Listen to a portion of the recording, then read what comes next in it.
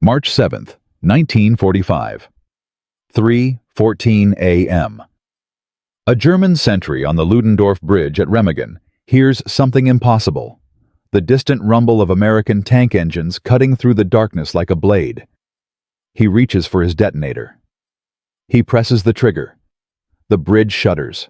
Smoke pours from the stone towers. And then, nothing. The explosives fail. The most strategically vital bridge in all of Western Europe remains standing. American armor floods across the Rhine within the hour. The entire German defensive strategy collapses in a single morning. But here is what nobody talks about. What happened?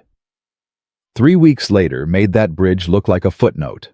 Don't forget to hit like, subscribe, and turn on notifications so you never miss our next video. Join us as we explore more incredible stories, historical events, and inspiring moments from the past. This community is built for people who believe history is the greatest story ever told, and we're just getting started. Somewhere in the chaos of that same March, a man named Sergeant First Class Harold Briggs, a former auto mechanic from Dayton, Ohio, who had spent his pre-war years fixing farm equipment and arguing with his boss about transmission fluid, was sitting inside a rattling M4 Sherman tank watching a map that made absolutely no sense to him. The plan on that map said his unit would advance 12 miles in the next 72 hours. 12 miles. Harold looked out his hatch at the burning German countryside and thought to himself, we could do 60. He was right. And that single instinct shared by hundreds of ordinary American soldiers who had never attended a staff college in their lives would produce the most astonishing military capture in the entire history of the Western Front. 100,000 German soldiers, surrounded, defeated, not in months of grinding combat, in 14 days. This is the story of the Palatinate campaign. This is the story of what happens when one general refuses to count bullets, refuses to wait for permission, and refuses to let the enemy breathe for even a single hour. This is the story of George S. Patton, the methodical ghost of Bernard Montgomery, and the moment Eisenhower finally understood that in the spring of 1945, speed was not just an advantage. Speed was the entire war. By February 1945, the strategic situation in Western Europe had reached a point that military historians would later describe as simultaneously promising and deeply frustrating. The Allies held a dominant position across almost every measurable metric. American factories were producing tanks, artillery shells, aircraft, and trucks at rates that German industry could not remotely approach. Allied air power owned the skies over Germany so completely that German supply convoys could only move safely at night. German fuel reserves had fallen to catastrophic levels after the failure of the Ardennes offensive in December, that last desperate gamble that had briefly panicked Allied headquarters before Patton's Third Army swung north in a maneuver that military schools still teach today. Germany was losing. Everyone knew Germany was losing. The question consuming Allied Supreme Headquarters was not whether Germany would fall, but how long the dying would take, and how many Allied soldiers would be buried before it ended. And in February 1945, the answer to that question was deeply uncomfortable. Because despite overwhelming material superiority, Allied operations in the West had slowed to a pace that bordered on the glacial. The Rhine River stood as Germany's last great natural defensive barrier in the West. Beyond the Rhine lay the industrial heartland of the Ruhr, the political capital of Berlin, and the geographic reality of a Germany that could no longer be defended. But getting to the Rhine, crossing it, and then exploiting beyond it represented an operational challenge that was consuming enormous energy at every level of Allied command. The Germans understood the Rhine's value perfectly. They had positioned their remaining combat-effective forces to defend the Western approaches with everything they had left. Every town, every crossroads, every elevated piece of terrain had been turned into a defensive strongpoint designed to slow the Allied advance and buy time for negotiations that German commanders privately knew would never happen. The cost of reducing these defensive positions through conventional methods was real and measurable. American infantry regiments were losing hundreds of men per week, fighting through fortified German towns that could have been bypassed. Artillery ammunition was being expended at rates that strained even the impressive Allied logistics pipeline. Hospital trains running westward from the front were full, and the front line itself was moving at a pace measured not in miles per day, but sometimes in hundreds of yards. By early March, Allied casualties in the Western campaign had climbed past 250,000 men, killed, wounded, and missing since the Normandy landings the previous June. Every single week of additional fighting added thousands more names to that number. General Dwight Eisenhower, Supreme Allied Commander, sitting at his headquarters in Reims and reading the weekly casualty reports, understood with absolute clarity that ending this war quickly was not merely a strategic preference. It was a moral imperative measured in human lives. The problem was that his two most prominent Army group commanders approached the question of how to end the war quickly in ways so fundamentally opposed that they might as well have been speaking different languages entirely. Field Marshal Bernard Montgomery, commander of 21st Army Group, was Britain's most celebrated military hero. His victory at El Alamein in 1942 had made him a household name across the British Empire. His face appeared on cigarette tins. Children collected cards with his photograph. Prime Minister Churchill had publicly called him the man who turned the tide of the war. Montgomery's prestige was not merely personal, it was political, cultural, and deeply intertwined with British national identity at a moment when that identity had endured 5 years of bombing, rationing, and sacrifice. And Montgomery was, by any objective professional measure, a highly competent military commander. His operational planning was meticulous, thorough, and built on principles that had served armies well for generations. You identified your objective. You concentrated overwhelming force at the decisive point. You established complete logistical superiority before beginning operations. You planned every phase in detail and then executed that plan with mathematical precision, nothing left to chance. Nothing improvised, nothing rushed. Montgomery's method worked. It had worked in North Africa. It had worked in Sicily. It had worked in Normandy, where his careful preparation helped ensure that the greatest amphibious invasion in history succeeded against formidable opposition.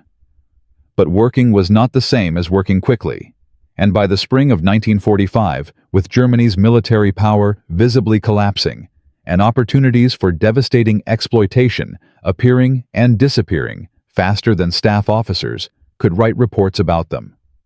Montgomery's requirement for perfect preparation before any forward movement was consuming something the Allied coalition simply could not afford to waste. Time. Precious, irreplaceable, life-costing time.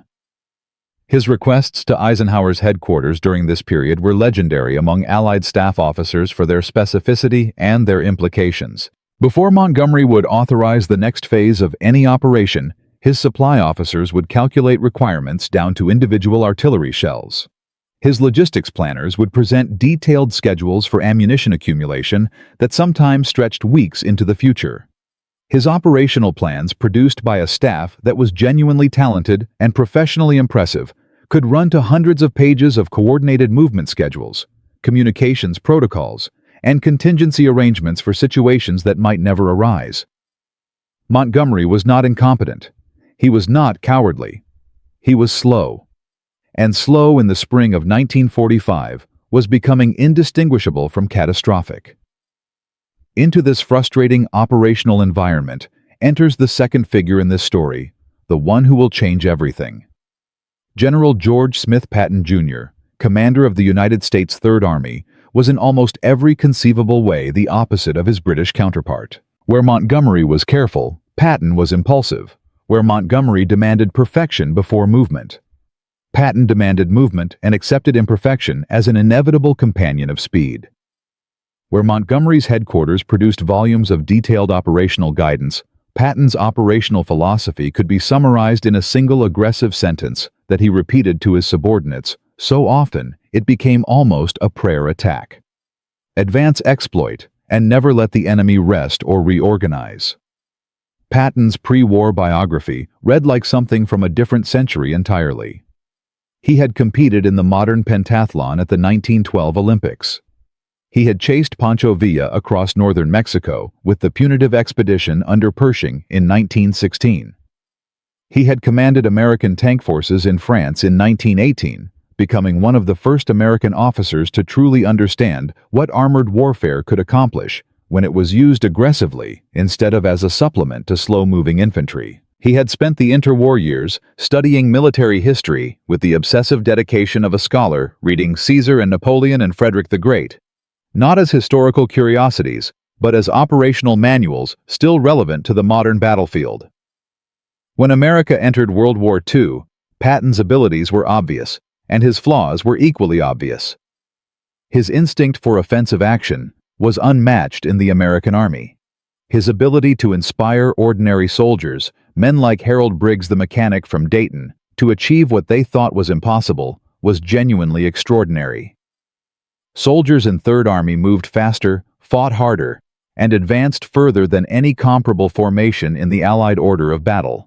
And a significant part of the reason was the visible, tangible, almost electric presence of their commander, who seemed constitutionally incapable of accepting that any objective was unreachable or any timeline was fixed. But Patton's personality created problems that any senior commander would find exhausting. His public statements were frequently embarrassing. His treatment of subordinates was sometimes brutal in ways that went beyond acceptable military harshness. And most infamously, during the Sicily campaign in 1943, he had struck 2 hospitalized soldiers suffering from combat exhaustion, creating a scandal that nearly ended his career and forced Eisenhower into a defense of his subordinate that was politically costly and personally uncomfortable. Eisenhower had kept Patton in command, despite everything calculating that his combat effectiveness outweighed his considerable personal costs. That calculation was about to be proven correct in the most dramatic possible terms. March 13, 1945. Third Army's sector in western Germany. The intelligence reports landing on Patton's desk that morning described a situation that conventional military thinking said required caution, consolidation, and careful planning. German forces of the First Army and Seventh Army were occupying defensive positions in the Palatinate region, the territory west of the Rhine, between the Moselle River in the north and the Saar region in the south. These were not the hollow formations of the German army's final weeks. Many of these units were still at reasonable combat strength, still led by experienced professional officers, still capable of inflicting significant casualties on attackers who came at them conventionally. The terrain was not ideal for the kind of rapid armored advance that Patton favored. The Palatinate was characterized by broken hilly country, with dense forest cover, numerous small river obstacles, and a road network that heavily favored defensive operations. German planners had positioned their forces with confidence, reasoning that any American attack would have to come along the major roads from the west, giving them adequate time to conduct fighting withdrawals before their retreat routes across the Rhine were seriously threatened. They had prepared defensive positions in depth.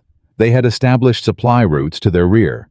They were, in the professional military judgment of their commanders, ready for whatever was coming. They had never met Patton. Patton's operational plan for what would become the Palatinate campaign violated every conventional assumption about how armored forces were supposed to operate. Rather than attacking predictably along the major road networks where German defenses were strongest and most prepared, he ordered a rapid advance on multiple axes simultaneously through terrain that German planners had categorized as essentially impassable for mechanized forces. The advance would not stop to reduce German strongpoints. It would bypass them, leaving minimum forces to contain them, while the main thrust continued forward at maximum speed. Supply lines would be stretched. Flanks would be exposed. Units would sometimes advance so fast they temporarily lost contact with headquarters entirely.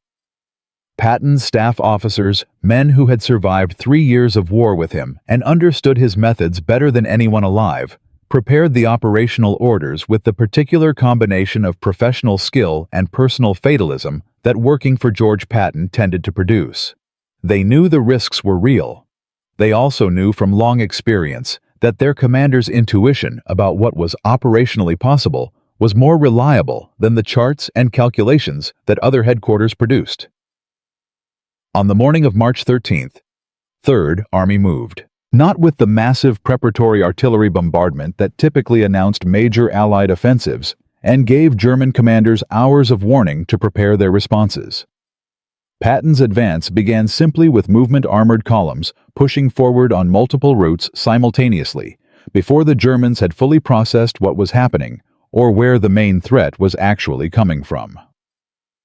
Sergeant Harold Briggs, sitting in his tank in the pre-dawn darkness, heard the order come across the radio and looked at his driver. The driver looked back. Neither of them said anything. They had been in 3rd Army long enough to know what this meant. Full speed. Don't stop for anything that isn't directly in front of you. Keep moving until someone tells you to stop or until you run out of Germany. Briggs told his driver to start the engine. Somewhere ahead of them, the entire German defensive plan was about to become irrelevant. The armored columns moved at speeds that German reconnaissance units reported back to their headquarters with what could only be described as disbelief. 20 miles in a day, then 30. Then reports of American armor appearing behind German positions that were supposedly still facing westward toward the front lines. German regimental commanders began receiving frantic calls from units that were suddenly surrounded without understanding how or when the encirclement had happened. Supply convoys sent forward along routes that had been secure 48 hours earlier were being captured. Communication lines went silent one by one as headquarters were overrun or forced to relocate so quickly they couldn't maintain contact. By the end of the first week, something unprecedented was becoming visible on the maps at 3rd Army headquarters. The German 1st Army and 7th Army, 200,000 soldiers who had begun March as coherent fighting formations, were fragmenting. Their defensive lines were not being pushed back. They were being bypassed, isolated, cut into pieces. The retreat routes to the Rhine that German commanders desperately needed were disappearing under American control faster than new ones could be found.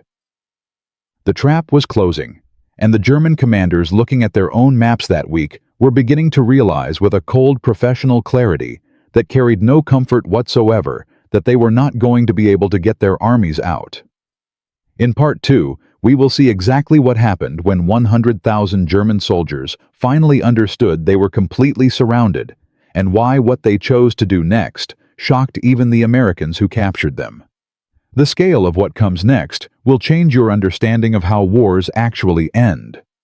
Last week, 3rd Army moved, not with permission, not with perfect supplies, not with Montgomery's blessing or a committee's approval. Patton simply moved, and by March 20th, 1945, his armored columns had driven 60 miles into German-held territory, bypassing entire divisions and cutting retreat routes that German commanders had assumed were safe.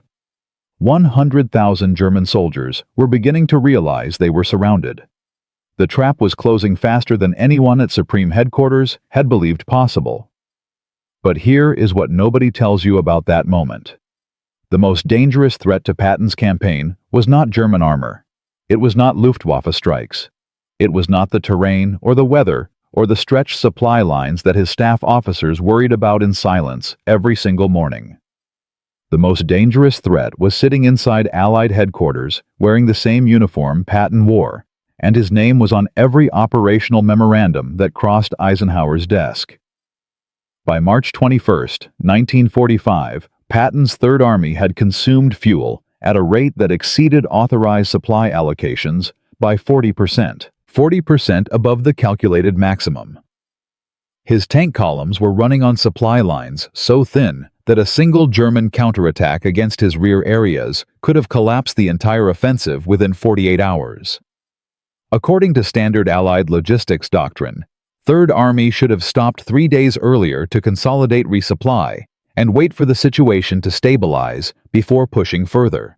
And this is where Eisenhower's headquarters became a battleground of its own.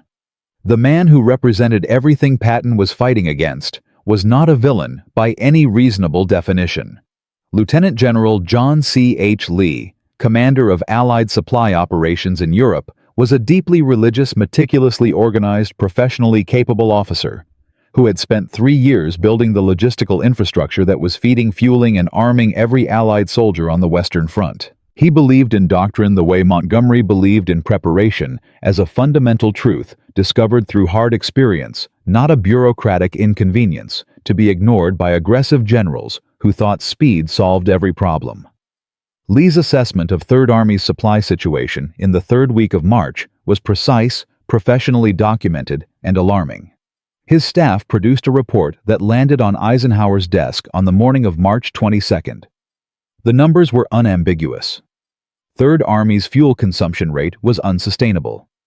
Its ammunition stocks forward were below minimum acceptable levels for continued offensive operations. Its maintenance units were overwhelmed by the volume of vehicles requiring repair after the brutal pace of the advance. By doctrine, by calculation, by every professional standard that Allied logistics planning was built on, Patton needed to stop. The meeting at Eisenhower's headquarters that afternoon was by all surviving accounts professionally tense in the particular way that meetings between highly competent people who completely disagree tend to be. Lee presented his numbers. His staff officers arrayed supporting documentation. The case was thorough, logical, and built on the kind of detailed analysis that Eisenhower's headquarters normally respected enormously. Eisenhower listened. He asked specific questions. He reviewed the numbers himself. And then he said something that his staff remembered for the rest of their careers. What happens to those supply numbers if Third Army stops for 4 days, and the Germans use that time to establish a new defensive line? Lee's answer was technically correct and operationally irrelevant. Supply numbers improved. Fuel stocks recovered. Ammunition forward increased to acceptable levels. The logistics situation by every measurable metric got better when armies stopped moving. Eisenhower nodded slowly. And what happens to the 100,000 German soldiers currently surrounded in the Palatinate if we give their commanders 4 days to organize a breakout?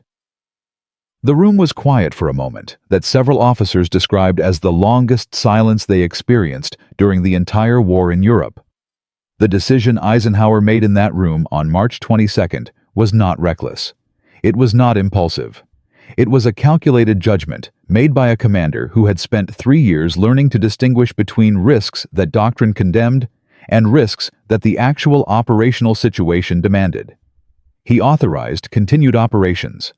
He directed Lee's organization to prioritize Third Army's fuel supply above all other competing demands in the theater. And he sent a message to Patton that contained 3 words that Third Army's commander read 3 times to make sure he had not misunderstood them. Do not stop. Patton did not stop. But the challenge that emerged in the following 72 hours tested his operational concept in ways that the initial advance had not.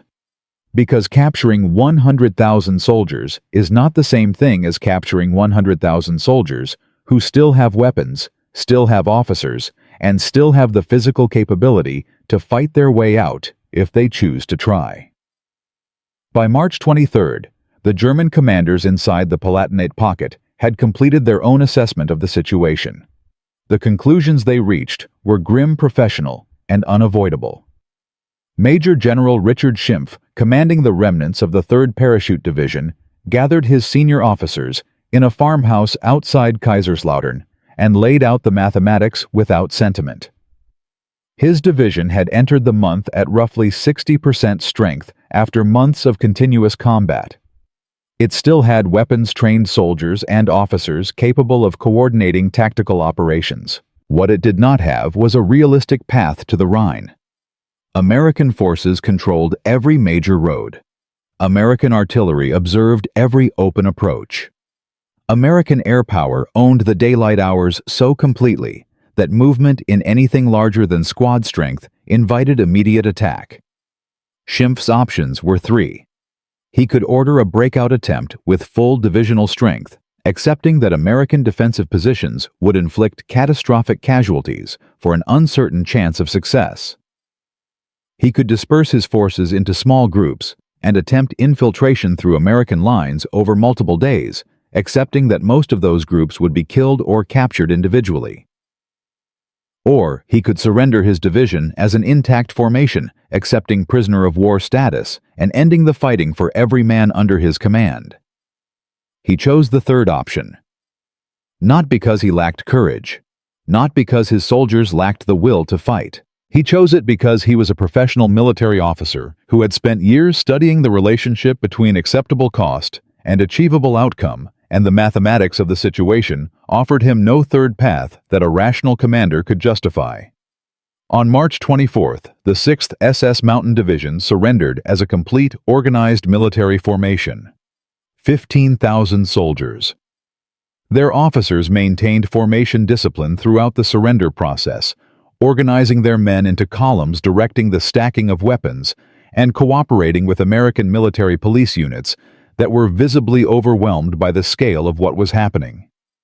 The surrender was conducted with a strange, exhausted formality that American soldiers who witnessed it would spend decades trying to describe accurately. One American military police sergeant, named Denton Graves, from Louisville, Kentucky, who had been trained and equipped to process perhaps 200 prisoners at a time, found himself suddenly responsible for organizing the movement of 15,000 men along roads that his unit had been using as supply routes 48 hours earlier. He later said the experience felt less like a military operation and more like being asked to redirect a river with a garden hose. Graves improvised. He directed German officers to maintain control of their own men within the prisoner columns. He established water points at 5-mile intervals using civilian wells along the route. He radioed back to 3rd Army rear areas for transportation that he knew was not immediately available, and organized marching columns in the meantime. He did what Patton's soldiers did throughout the entire campaign. He kept moving and solved the problems that appeared in front of him without waiting for perfect conditions or complete instructions.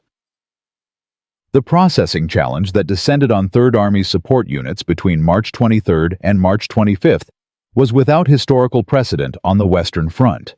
Standard prisoner processing procedures required individual search documentation, preliminary interrogation, medical screening, and registration before movement to rear holding facilities. For 200 prisoners, this was a manageable administrative task. For 15,000 prisoners arriving in a single formation, followed by additional thousands surrendering from other isolated pockets. Throughout the day, the standard procedure was mathematically impossible. 3rd Army's Provost Marshal established emergency procedures that compressed the individual process into a collective one. German officer prisoners were held separately and processed through formal channels. Enlisted prisoners were organized into groups of 500 under their own non-commissioned officers, issued identification numbers in blocks fed from improvised field kitchens that were being established faster than the supply officers could track them, and directed eastward along designated routes toward rear holding facilities that were being constructed from nothing at locations that had been open farmland 72 hours earlier. The numbers kept climbing. March 23rd, 32,000 prisoners processed or in transit.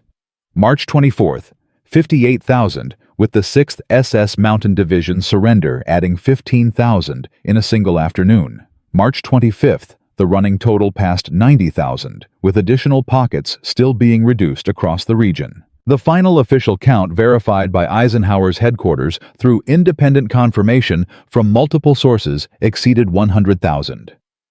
At Supreme Headquarters in Reims, the confirmation report arrived on the evening of March 25th. Staff officers, who had spent years reading operational summaries describing Allied advances measured in hundreds of yards and casualties measured in hundreds of men, sat with a document describing the capture of a number of enemy soldiers larger than the entire strength of many Allied divisions. The report was read, verified, read again. The numbers did not change. Montgomery's operations in the north were proceeding according to his carefully constructed timetable.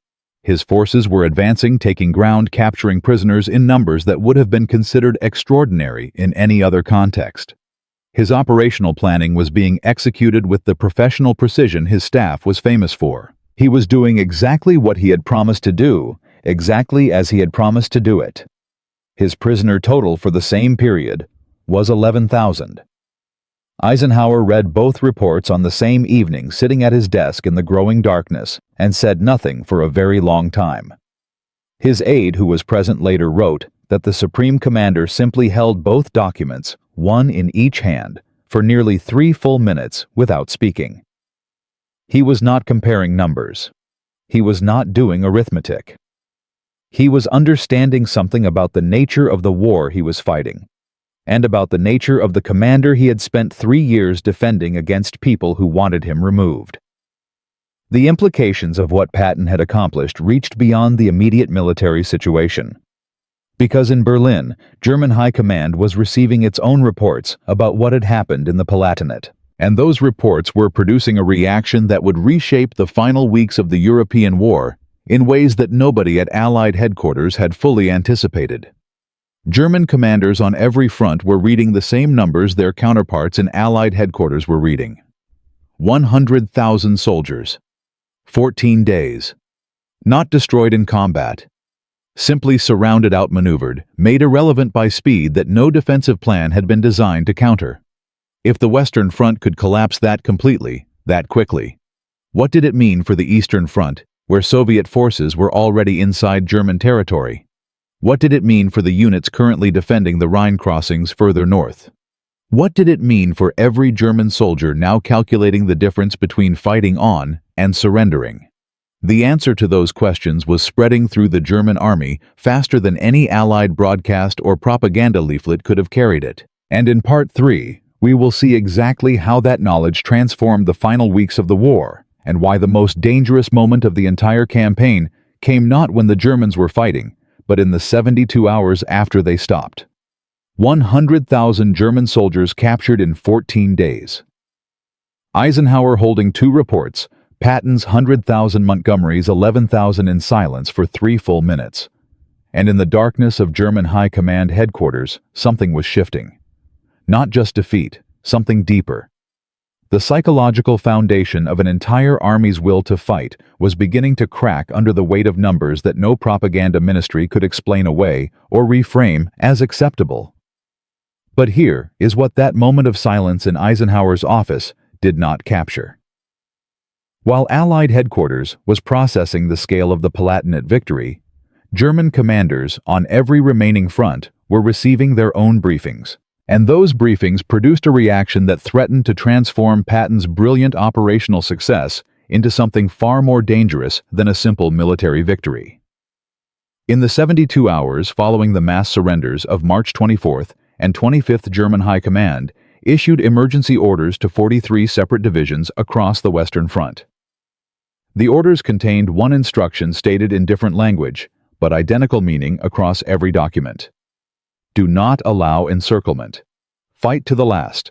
No surrender without explicit authorization from Army Group Command. These orders were not the desperate propaganda of a collapsing regime talking to civilians. These were professional military documents directed at trained soldiers, commanded by experienced officers.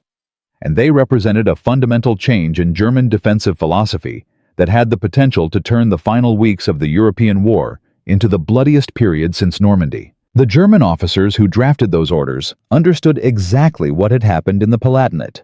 They had read the same reports Eisenhower's staff had verified. Their professional assessment was precise and without illusion. Patton's operational tempo had defeated their forces not through superior firepower, but through speed that paralyzed decision-making and prevented organized resistance. The counter to that speed in their professional judgment was not to match it. It was to create defensive situations so costly, so attritional, so brutal, that even Patton's momentum would eventually exhaust itself against walls of determined resistance that could not be bypassed or outmaneuvered. Field Marshal Albert Kesselring, who had taken command of German forces in the West on March 10th, was under no illusions about the final outcome of the war. But he was a professional soldier who believed that the manner of defeat mattered, that buying time through determined resistance might create conditions for a negotiated settlement that outright collapse would not. His orders following the Palatinate disaster directed surviving German formations to anchor on river lines and urban terrain, to use the geography of Germany's industrial cities as natural fortresses, and to make every Allied advance pay a price in blood that would eventually force a negotiated end to the fighting. This strategic decision created the exact conditions that Eisenhower's conversation with Lee had been about. Continued aggressive operations would strain Allied logistics beyond comfortable limits. Slowing to consolidate and resupply would give German forces time to prepare exactly the kind of defensive positions Kesselring was ordering. The window that Patton had cracked open in the Palatinate was real, but it was closing. And closing fast. Inside Third Army headquarters, the intelligence picture developing in the final days of March was producing genuine concern alongside the celebrations over the prisoner count. Patton's G2 intelligence staff identified 17 German formations that had successfully withdrawn east of the Rhine before the Palatinate encirclement was complete. These were not shattered remnants. Several were experienced combat-capable units that had escaped precisely because they had retreated faster than doctrine said they should, abandoning equipment and positions to preserve the men. They were now behind the Rhine, reorganizing and being positioned according to Kesselring's new defensive concept. The critical question facing Third Army on March 26 was not whether to continue advancing. Patton was constitutionally incapable of seriously entertaining any other option. The question was where and how and at what cost. The Rhine crossings available to Third Army were limited. German demolition teams had destroyed most of the bridges before American forces could reach them. The extraordinary luck of the Remagen Bridge capture on March 7 had not repeated itself in Third Army's sector. Crossing a major river under fire against prepared defensive positions was exactly the kind of operation that consumed time, resources, and lives in quantities that made supply officers wake up at night. Then, the crisis that nobody had planned for arrived from an unexpected direction. On March 27, Third Army's crossing operation at Oppenheim, which had been progressing successfully with the first bridgehead established on the eastern bank, came under sustained German artillery fire from positions that American intelligence had assessed as abandoned. The artillery was not abandoned. It had been moved during the night by a German engineer unit that had identified the crossing site 48 hours earlier and repositioned 3 batteries of 105mm howitzers to ranges that allowed direct fire on the bridging equipment. The first hour of sustained fire destroyed 2 pontoon bridge sections and killed 11 American engineers working on the crossing site. The bridging operation stopped. The existing bridgehead on the eastern bank, held by 2 battalions of infantry with limited ammunition and no armor support, was suddenly isolated. Without the bridge, they could not be reinforced. Without reinforcement, they could not expand the bridgehead. And without an expanding bridgehead, the entire Third Army advance beyond the Rhine was frozen. Patton received the report at 0400 on March 27. His response took approximately 4 minutes to formulate and communicate. He did not order the bridging operation to pause. He ordered it to accelerate. He directed 2 additional combat engineer battalions to the crossing site, with orders to establish a second crossing point 800 meters north of the original location outside the identified German artillery fan. He ordered fighter-bomber support at first light to locate and destroy the German artillery positions. And he sent a personal message to the isolated infantry battalions on the eastern bank that contained the operational guidance he had been giving Third Army soldiers for 2 years. Hold your ground. We are coming to you. Do not look back. March 27, 1945. 0630 hours. Oppenheim, Germany. The sun is not fully up. The Rhine is gray and moving fast with spring snowmelt. On the eastern bank, 700 American infantrymen from the 5th Infantry Division are dug into positions they have been improving for 6 hours with whatever tools they carried across the river. Their ammunition is at 60%. They have no armor. They have no artillery support of their own. And 300 meters to their east, German infantry from the 159th Infantry Division is beginning to move toward their perimeter in probing attacks designed to test the American defensive line before committing to a full assault. The German commander ordering those probing attacks, General Major Hans Hecker, has a reasonable professional assessment of the situation. 2 isolated American battalions without support are not capable of holding against a coordinated regimental attack. His orders are to destroy the bridgehead before American engineers can restore the crossing. He has until approximately 0900 when daylight will bring American air power into the equation. He has the forces. He has the time. The mathematics are straightforward. At 0647, the first P-47 Thunderbolts arrive over the crossing site. They have been briefed on the artillery positions during pre-dawn intelligence coordination. 4 aircraft, each carrying 8 5-inch rockets and 2 500-pound bombs. The lead pilot, Lieutenant Colonel James Tipton of the 36th Fighter Group, identifies the first German artillery position from the muzzle flash of a firing gun. He rolls in.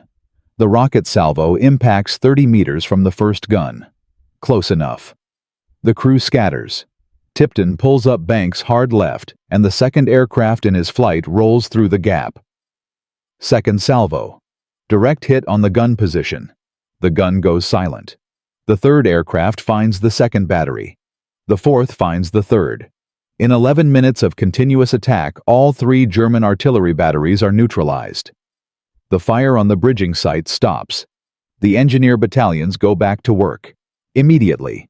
No pause, no assessment, no waiting for the situation to stabilize. They work under sporadic small arms fire from German infantry on the eastern bank.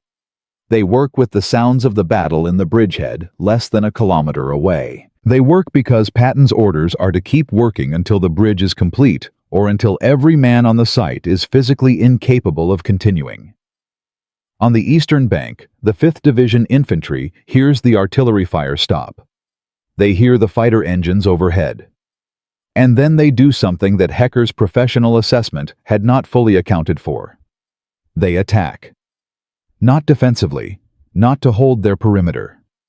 They push forward 200 meters into the German infantry positions, because their commander, Colonel Robert Bell, has made the same calculation Patton makes instinctively: that movement is safer than stillness, that aggression creates uncertainty, and that a German commander watching his artillery disappear under air attack and his infantry suddenly taking ground from an enemy he thought was trapped, will spend the next 30 minutes trying to understand what is happening instead of pressing his attack. Bell was right. Hecker's assault stalls. His infantry, trained to advance against defenders, suddenly face defenders who are moving toward them through terrain neither side fully controls. The coordination required to redirect a regimental assault in real time, under air attack, against an enemy, behaving unexpectedly, exceeds the capacity of his communications and his headquarters' ability to process the situation fast enough to issue coherent orders. The German attack fragments into company-level actions that lose coordination with each other. At 0834, the second pontoon bridge at Oppenheim becomes operational. The first vehicles crossing are M4 Sherman tanks, 4 of them.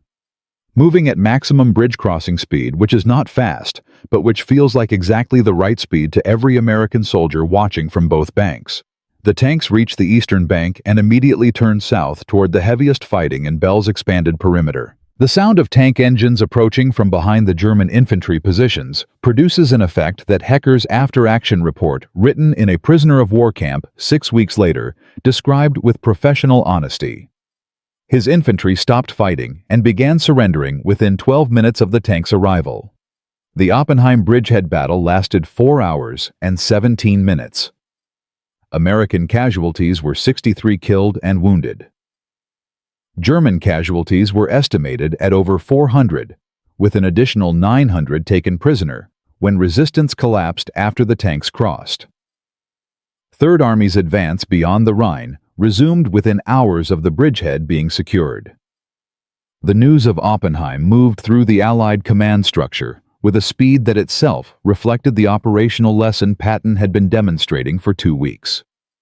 Within 24 hours, 3 other Allied crossing sites that had been proceeding cautiously accelerated their timelines. Montgomery's crossing operation in the north, which had been scheduled to begin with an enormous preliminary bombardment lasting several hours, revised its fire support plan after reviewing the Oppenheim engagement. The revision cut the planned bombardment time in half and moved the infantry crossing forward by 4 hours. The cumulative effect of the Palatinate campaign and the Oppenheim crossing on German defensive strategy was measurable and devastating. German Army Group B, defending the Ruhr industrial region, reported to Kesselring on March 29 that its estimate of defensive viability had dropped from weeks to days. The speed of American operations was preventing the establishment of coherent defensive lines faster than new lines could be planned and occupied. Units assigned to delay positions were being bypassed before they could fully occupy them. The defensive concept that Kesselring had ordered on March 25 was failing before it could be properly implemented. By April 1-3, Army had advanced 40 miles beyond the Rhine. Its prisoner total since the beginning of the Palatinate campaign had climbed past 130,000. German Army Group B encircled in the Ruhr pocket contained over 300,000 soldiers who were now cut off from supply, from communication with Berlin, and from any realistic hope of relief. The operational situation that Patton's methods had created in the Palatinate at a scale of 100,000 men was now replicating itself at the strategic level across the entire Western Front. Patton received his 4th star on April 14, 1945. The promotion had been authorized weeks earlier, but the paperwork moved at the pace that Patton's operations did not.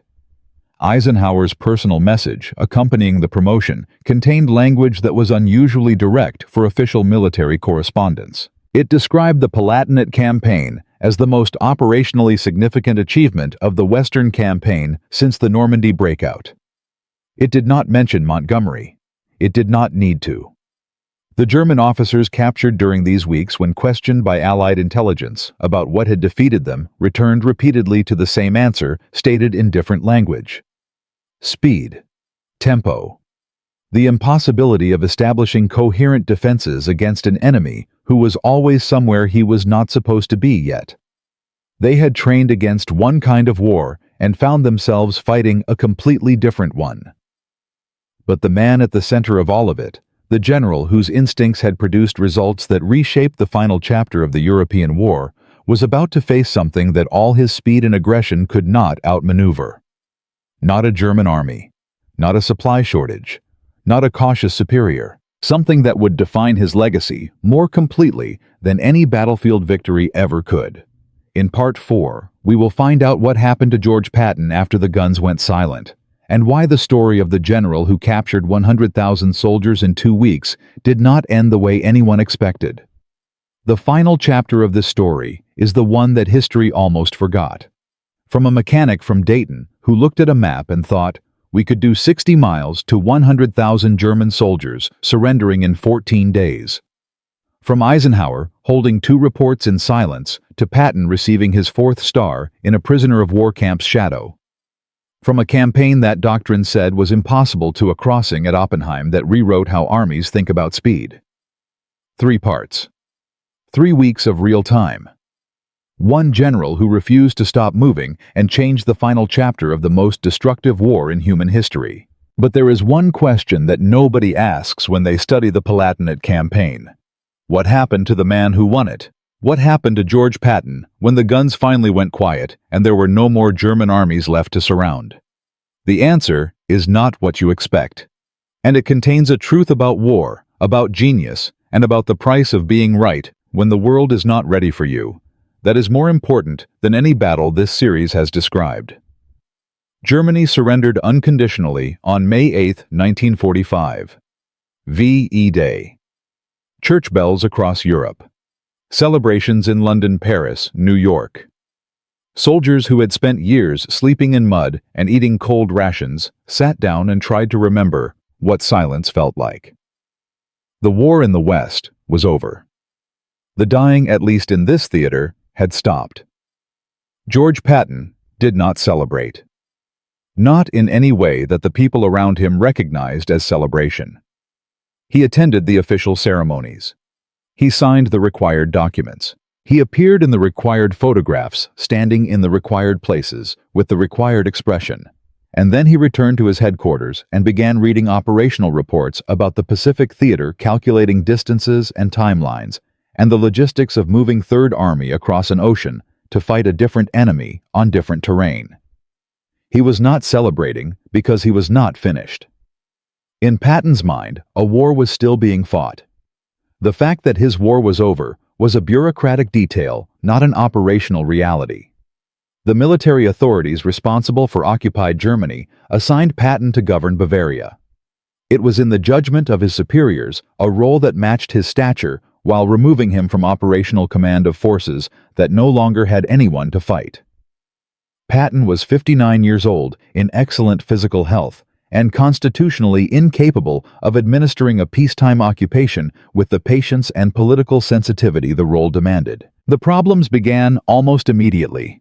Patton's public statements about the Soviet Union, America's wartime ally, were direct, alarming, and politically catastrophic in a moment when Allied governments were attempting to construct the framework of a post-war international order.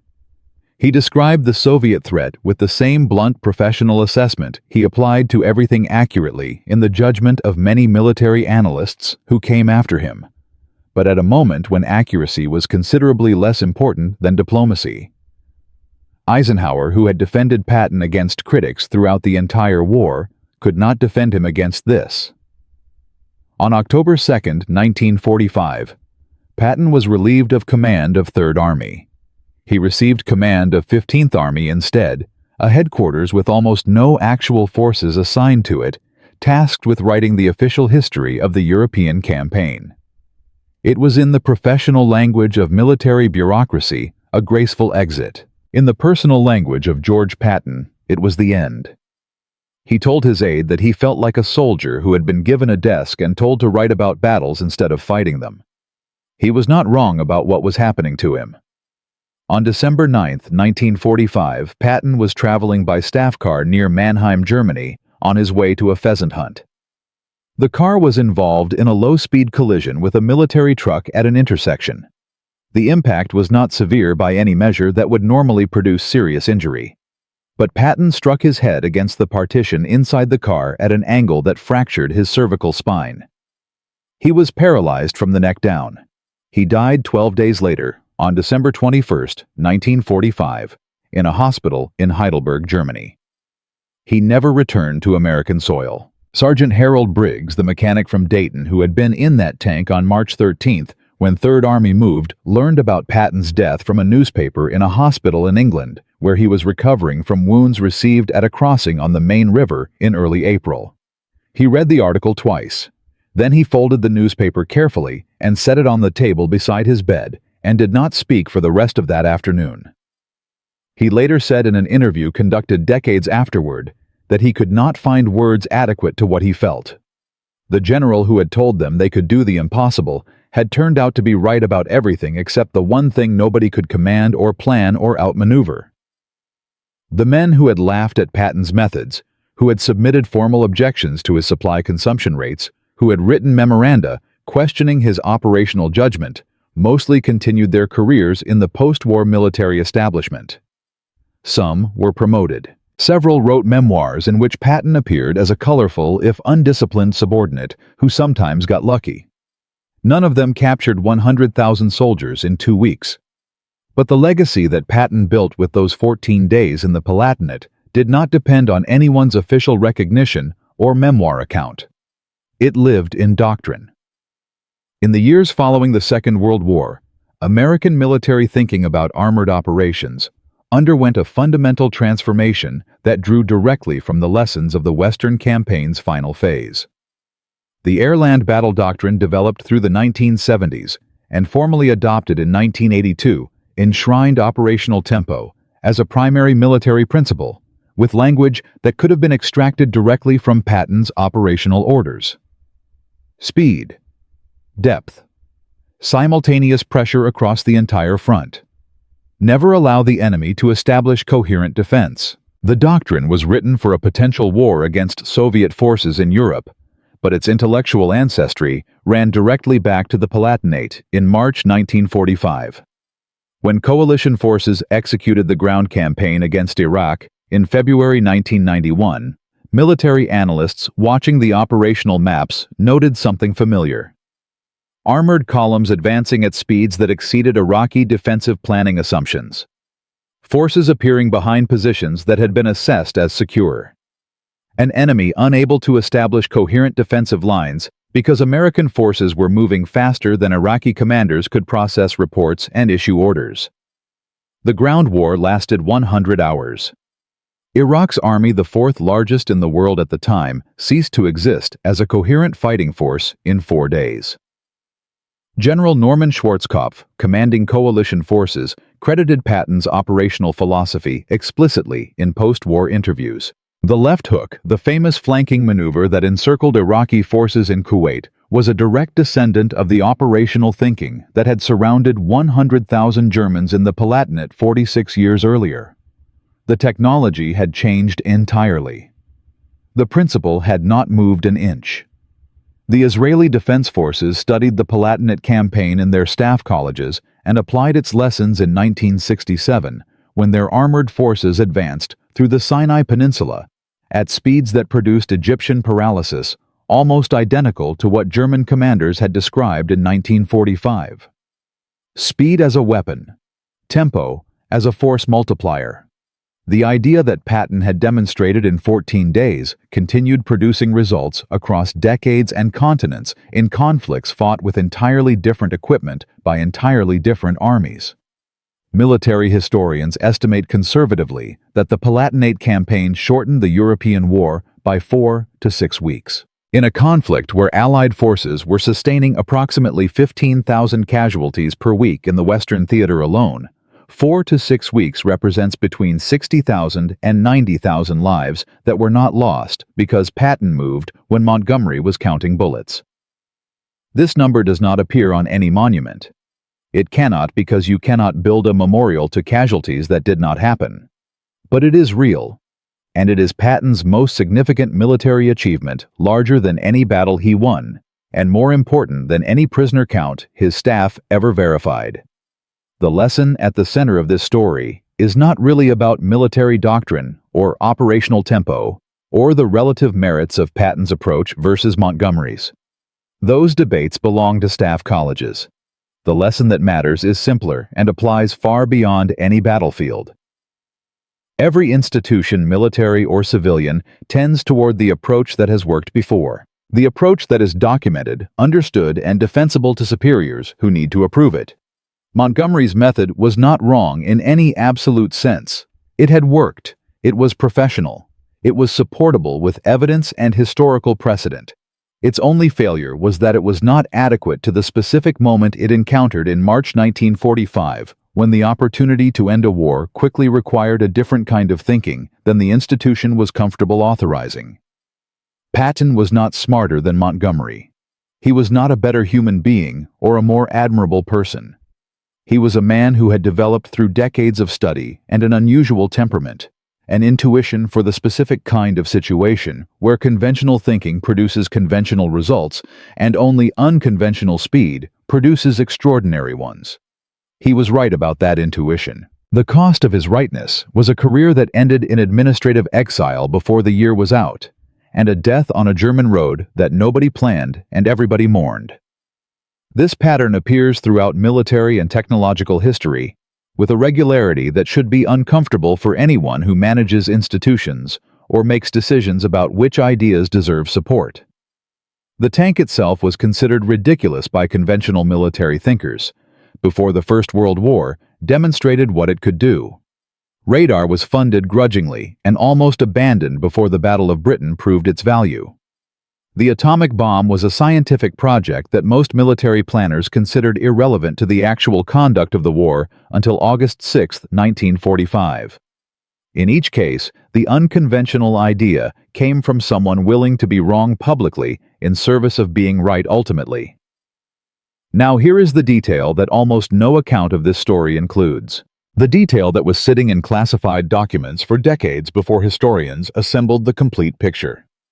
In the final weeks of the Palatinate campaign, as the prisoner count was climbing past 80,000, and Third Army's supply officers were sending increasingly frantic messages to rear headquarters about fuel and ammunition, a staff officer at Eisenhower's headquarters drafted a formal operational order that would have directed Patton to halt his advance and consolidate before crossing the Rhine. The order was based on legitimate supply calculations and genuine doctrinal concerns.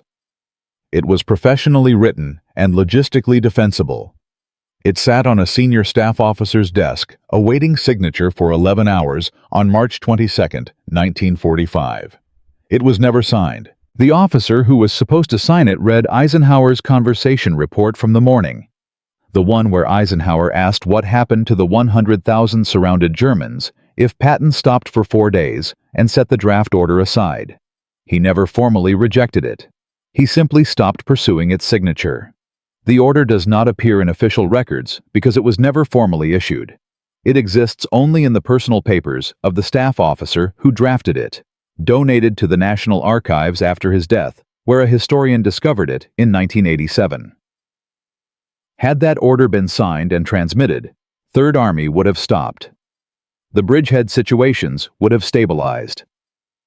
The Germans inside the Palatinate pocket would have had 72 to 96 hours to organize breakout attempts under conditions far more favorable than what they actually faced. Military historians who have analyzed the scenario estimate that between 30 and 50,000 of the 100,000 prisoners would instead have escaped across the Rhine, rejoining German defensive formations and extending the war by additional weeks beyond even the baseline estimate. 1 unsigned order. 11 hours on a desk. One staff officer who read a conversation summary and made a judgment call that was not his to make officially and made it anyway. History turned on that decision as completely as it turned on Patton's order to keep moving on March 13th. From a mechanic in a rattling tank who thought they could do 60 miles to 100,000 prisoners marching in columns that stretched beyond the horizon. From a general who refused to stop to a doctrine that reshaped warfare for the next half-century. From a conversation in Eisenhower's office to an unsigned order on a desk, to 4 to 6 weeks of war that did not happen, and 60,000 people who came home because of it. George Patton proved in 14 days in March 1945 that the most dangerous weapon in any conflict is not firepower or technology or numbers. It is the willingness to move when every institution around you is calculating reasons to wait. If you know a story like this one, an unconventional idea, a moment when someone refused to stop, share it in the comments. This is one of hundreds of decisions made by ordinary people in extraordinary moments that changed the course of the Second World War, and we are only beginning to tell them. Subscribe because the next story is already waiting. And remember, this history does not belong to those who prepared the most carefully. It belongs to those who moved first.